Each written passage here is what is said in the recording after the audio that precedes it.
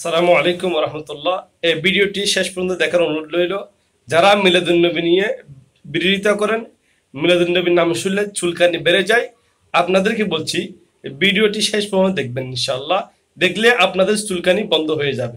এটা যদি তুই হতে না মিলাদুন্নবী না মানি তাহলে তুই বোকা, তুই ডামিস।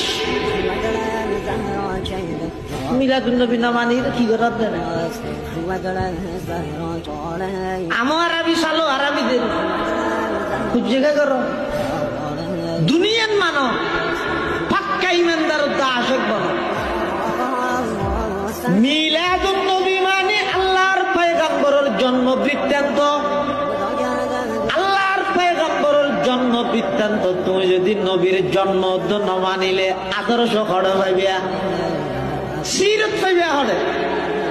রসুল আকরাম সাল্লাল্লাহু আলাইহি ওয়াসাল্লামের জন্ম বৃত্তান্তই না হয়তো মিলাদুন্নবী বোধ কে হয় হয়তো না মিলাদুন্নবী মানে না কি হয়ে দিলাম যে কেন মানি না মানি না মানে